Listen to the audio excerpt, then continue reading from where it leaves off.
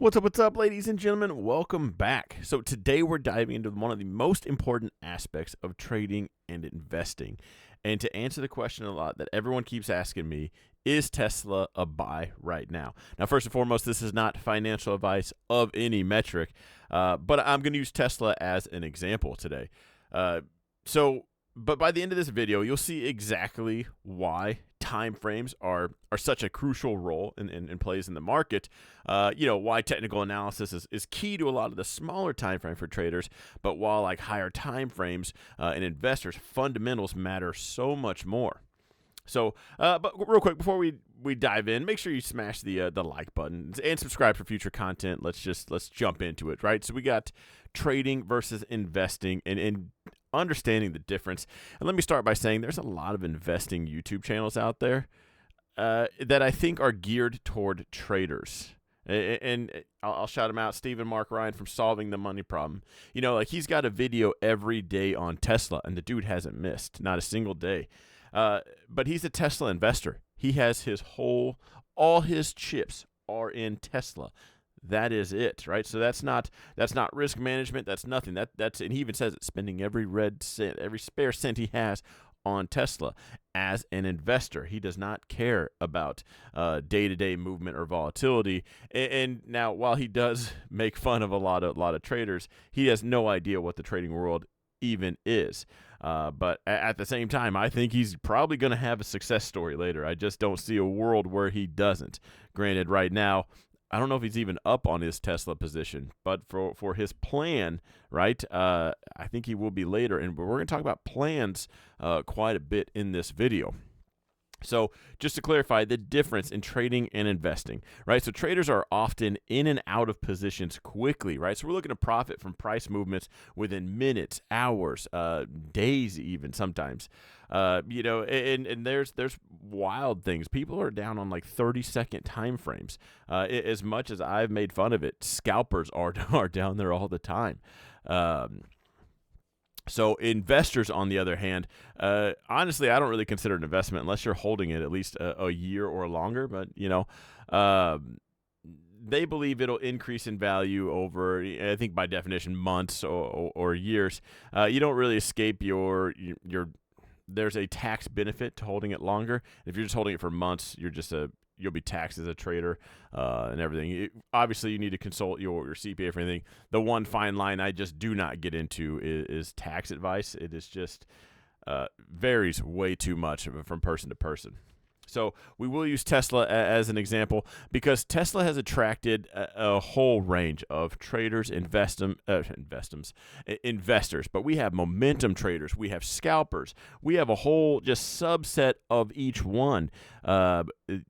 And even as far as investing, there's investing in the pipeline of like just what Tesla could be offering in the future to what they have right now in the growth. So there's many types of investors and traders. I think Tesla has to be the best example because it attracts all of them. And lately, we've even seen institutional growth go from single digits to like, I think it's at 46%. Don't quote me on that. You can Google it, but it's up there. Okay, so let's jump into it. Let's just bring up the charts. Here we go. Okay, so you know what? I feel like zooming in would be better, but let's just take a quick look. Let's do Tesla. Sometimes my internet works. Tesla, let's go 5 minutes. Ooh, internet's lagging today. All right, so let's take a peek at this. So this on the left side, where am I? Oh, nice little Tesla crown there, little tiara, if you will. So this is from 2021 to almost 2025 now. Tesla's done jack, absolutely nothing. If you've been an investor in Tesla, you've watched your money go up and down, ultimately sideways. It's gone nowhere. There has been a lot of movement, right? But again, that's the whole year. Now, for a trader or a scalper looking at this, that thing's just trending down. So you might be going short for the day. This is two very different mindsets, two very different plans. Everything about this wildly different. Regardless of anyone's opinions, it's just different. So side by side, you can see how one, how someone in my position just gets a million questions that I can't answer. Say, hey, would you buy it? What's your plan? Are you gonna buy it today at the open? Yeah, that didn't pan out too well. You're gonna buy and hold. I'm of the mindset that if you buy and hold Tesla, it's gonna pan out pretty well. I obviously have a lot of shares. I can't say 100% of my account in there. I'm a little bit more adverse than that, but everyone's got their own opinion. So, looking at these, just imagine using a 5-minute chart versus a 1 year. Again, two very different perspectives. Traders need that shorter time frame to capture these small price movements. If you're looking to throw a bunch of capital at it, we'll call it 328 right here. Ended the day at we'll call it 308. So that's $20 a share difference. Someone looking to just make $100 on Tesla could have just gone short five shares, and that could have been it. And then that panned out all in one day. There's no need to look at the last year for just this. On the other side of that coin, again, there's always a heads and tails. Looking as an investor, you want to see, hey, what's the overall trend? And you can see I kind of have it. We'll really zoom it out here. You can kind of see inside these fluctuations, we still have the lows right now. There's higher highs, higher lows. All the overall trend still kind of working our way up. If we were to just follow this trend line right here, it gets a little carried away. It kind of comes back down. Gets a little carried away. It kind of comes back down. Either way, that's something you would like to see overall as an investor. Things just going in your favor. Does it match your fundamental analysis?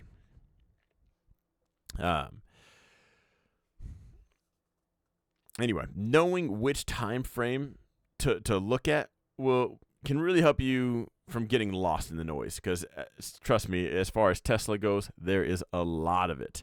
Now, it depends on, do you want to take a part of the bigger trends or the smaller trends?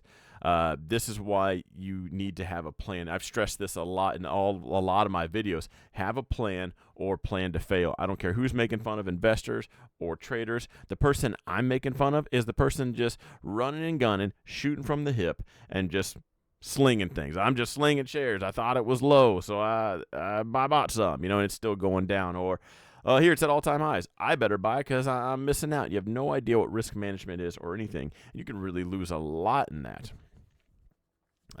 So let's just talk about small. Get a little carried away. There is a couple videos I did. So we're on Don Fran's show right now. Now I did split off the channel. There's another channel I have called Don Fran Trading. And while you don't see any indicators on my chart, I did do a video of indicators. I'm trying to do some of popular ones. While I don't use them, they are very popular. They're used a lot, believed to be used a lot. So we got exponential moving averages and Bollinger Bands, and I should still have them up. I will actually pin those videos, the link to those videos, in the comments down below. So check the top comment. I'll pin it. So we got Bollinger Bands. Let's just bring up the 20 EMA. All right, so these are pretty popular. So let's jump down to a smaller time frame. Let's go to 5 minutes. Let's make it a little exciting. It's not that exciting. When we just zoom out. When we zoom in, really stretch these candles out. Let's get some blood pressure up in here. All right. So, looking at these on the 5-minute charts, it's the EMA is quick visual, can obviously help you spot a trend. One of the most basic things another YouTuber said, and almost to make fun of it, but almost in a very serious thing, it very simplifies things. Draw an arrow at the end of that EMA. Which way is it pointing? I'll help you out in case you struggled with your arrows. Maybe you sat out arrow day in art class. It's headed down. Okay, does not take an absolute rocket scientist to figure that one out. Okay, and really that's the trend. That's the trend. So you would want to be going down if you're playing this particular EMA as an indicator. Now, this one does give a little more weight to the most recent candles, which is why the EMA, again, I go all that into video because there's simple moving average and exponential. Just watch the other video for that. Now, you can use that to just be going short right here. When it breaks above, there's your exit. So we're below, you go short, and here's your stop out point right there. For a scalper, that's a great day. It's a good trade. All right, so if we look at the Bollinger Bands, so these expand and contract, based on the volatility, really kind of helping traders identify potential breakouts or reversals. Like when it hits the upper band on Tesla, you might think it's overbought. So maybe someone playing this would have gone short right here. While hitting the lower band, you might think we're a little overbought because every time we hit outside of this, you got to be careful with indicators. There is no one end all be all thing. It's something I stress a lot and why I don't use them. I'm human, all right? If I find out something's working just a little bit, just like you, it just tends to get a little bit more weight each trade, and then I personally think you start losing. So anyway, use something like this. That could potentially be just gold for traders. It's easy in hindsight, and that's what I think a problem with a lot of trading videos is people will point out, when it hits the lower band, just buy. Like, well, it hit the lower band quite a bit. In fact, you would have bought here, here, here, here. You thought you were good here? Just kidding. Here, here. I mean, you would have bought all of these. You would have gone short right here, would have panned out. You would have bought right here. You would have lost your money again. You would have bought somewhere along here, lost your money. Would have went short right here, would have made some of your money back, but overall, you would have lost that day. As a YouTuber looking to just make some YouTube money, and this is rampant on YouTube right now. You'd be like, super easy, guys. I would have bought right here, would have short right here, would have bought maybe right here, but I'd still short because whatever reason, still below this, they'll make it up. Bought down here, short down here. I killed it today, took 902 trades, made every one. You definitely want to be cautious with that. But let's we've harped enough on that. Let's switch to a 1 year time. If you're an investor, you're at least looking at 1 year or more.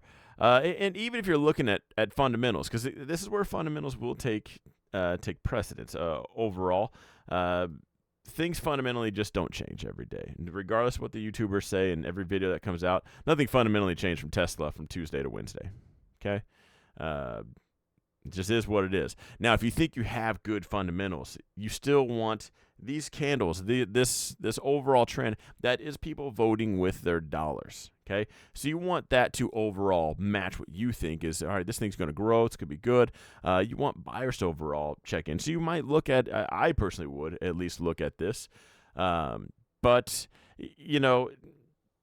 taking a break, you really don't need to look at the day-to-day price action as far as this goes if you are an investor. You can see the overall trend. You're really just kind of getting the bird's eye view. I personally think this candle style gives you a little bit more than just like the Yahoo Finance, where it's just like the shaded area below and that's it. I think you can identify a little bit more. Maybe it's just the trader speaking in me. Maybe I want to just ninja snipe the best entry. If I'm thinking as an investor, maybe we might be a little bit peaked out. Maybe we're going to come back down. I'll try to snag up as much as I can at 258 on Tesla. But let's just get back to fundamentals. When you're looking at this overall, before we even get to the technical analysis, but why is that even brought up in conversation? We got ahead of ourselves jumping back. You want to look at revenue growth, profit margins, their debt levels. What about the market share in the EV space? That will, right now, I don't think that's relevant. If we're talking about just Tesla, that's like, again, bringing a super soaker to the ocean. There's enough to go around. If Tesla, and I don't think Tesla has any competition right now. I know there's other manufacturers that make EVs. I wouldn't really consider them competition. If they were making money and they had good tech, then they would be, in my opinion. But as a consumer looking into these models, Kia's put out some. I think they look like banger cars. They look good, but I just can't put my family's safety on the line when it comes when there's a better option. I'm for sure picking Tesla. So that's why I just don't see them. I do think they will eventually grow. They'll get it figured out, and eventually there will be competition. And at that point, yeah, I'm gonna have to consider them.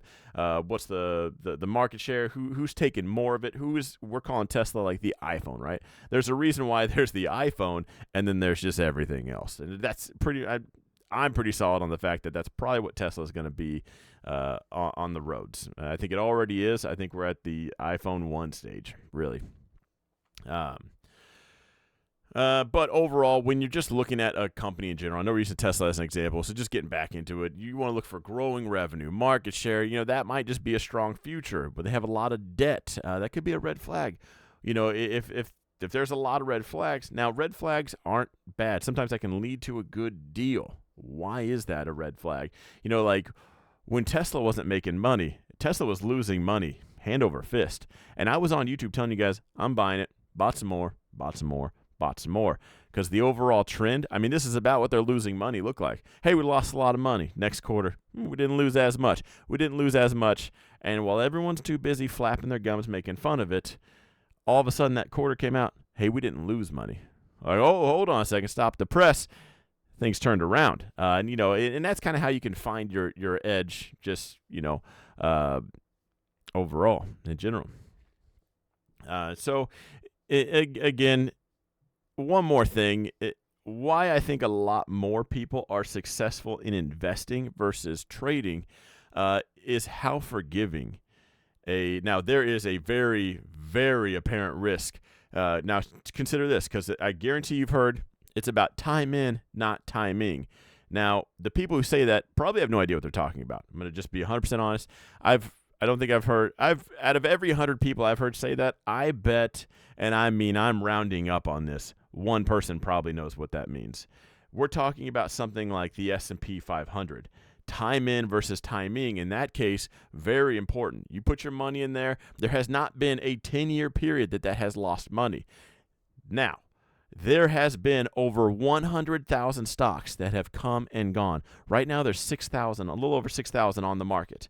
Okay, which means they came on the market. They all heard that dumb stuff. It's time in versus timing. Oh, you just got to hold it. They're trying to shake out the weak hands, and then they delist it, and it goes to zero. It's in the history books, and you lost all your money. That's 100%. That trader probably either lost less or made money in the time span of that ticker being there. You lost 100%. Congrats. So if we were to say there's 100,000 stocks in general and there's 6,000 now, 94% chance you picked the wrong stock. So there is a very big risk in just picking stocks. You probably need to be in the space somehow to probably even be halfway decent at that. I don't think it's hard, but there's a lot of nonsense out there. But anyway, let's just say you picked the right one. Let's say I'm right about Tesla and the overall fundamentals. They line up and they're going to work out. They're going to pan out. And you're gonna be all right. Which one did we turn on? I thought we turned on the 20. It's already out. Okay, here we go. Okay, so for this example, this is still a weekly. Let's go with this trend line I already have drawn right here, which would be phenomenal if Tesla trade on that. Oh, what is going on here? Sorry, wrong button. Parallel channel. All right, now let's just say this is the overall trend Tesla will follow. A little bit of this, a little bit of that, a little bit of doing some crazy stuff, and then it goes vertical. Okay, now I want to say it was Morgan Stanley, maybe JP Morgan. They said Optimus alone on Tesla is worth $485 a share. We could just tack that right on top. Plus the premium you got to pay for shares. And the EV business growing at that point. That automatic, just right there puts you at a 1K stock. Right there. Now, as an investor, I just told you guys maybe I want to buy more at 258. But who cares if I buy this right now at 330? Does it really matter as an investor? If you buy it right now, it's at 307 right now. 307, and I waited for a couple weeks and I bought it at 258. Okay, but it's going to 1,000. Okay, you need a realistic, where could this thing go? Because that's how much meat is on the bones. If you think this thing's realistically going to cap out at $400, then yeah, you probably want to consider buying it at 258 versus 310. You want to. It's a little less forgiving. Overall, with inflation, as things go up, as things just go up in value, holding on to those shares, accumulating. Now, there is something in the investment world called DRIP, Dividend Reinvestment Program. I'm not talking about this when I say this, but visually, you want some kind of drip. You want the faucet on. You want some kind of just trickling in. I'm going to grab some shares. I'm going to grab one share a week. I'm going to grab one share a month. And I promise you're going to grab some peaks. You're going to grab some lows. Overall, it will settle out and it'll quit moving. But when it's going from here to 1,000, you bought some shares at 500, you bought some shares at 300. Very forgiving. And if you pick the right one, it really does pan out. And for everybody working jobs or just not in the space every day, trading for me, I think, is I don't want to say easy, but it's very monotonous. I've also been doing this for 12 years. So jumping out of the gate would be a lot easier for somebody to just come in and buy something. Not to mention, if you are the type that quit buying Starbucks and you put $8 in a savings account, you are still poor, and you will stay poor. And I promise you that, because you can't save your way to being rich. So at some point in time, this probably needs to be in your future sooner than later. Warren Buffett tells it all the time, right? The fifth wonder, I'm going to butcher it. Anyway, compound interest. Learn it, get to know it, tattoo it on the back of your hand. Take a Sharpie, write compound interest on the back of your hand so you can stare at it all day until one day you look it up and realize, holy crap, I've been losing compound interest. All right, not only are you not making money, you're losing money as the dollar gets printed and devalued. You're not even hanging with inflation. You're not even breaking even. So it is just exponentially worse to the south side if you have no idea what I'm talking about. So anyway, I'm curious to hear from you guys. Are you trading or are you investing actually in the markets or Tesla in general? I do want to hear from the comments down below, so do let me know. Overall, not financial advice. Do I think Tesla is a buy? I don't care. I own shares. They did go up. They did go down. And all I've done in the meantime is buy more. As a trader, I do sell some calls against that, but I take that premium and I just buy more. I do hoard shares. As a trade, I think you can wait for a better entry. I am looking out for it. It's getting close. I'm getting anxious. If you're going to hold Tesla for any amount of time, I will say this, guys. Tesla might just be coiling up. We'll see. There is a reason institutional ownership jumped from 9% to 46%. Google that. It's somewhere in those ranges. Give me a couple percentages. But trust me, big money is jumping into this. I like to just follow them. I'll just borrow from their homework. It's worked out so well so far. Anyway, I'm going to wrap it up here. Make sure you subscribe. I will see you in the next one. Have a good one.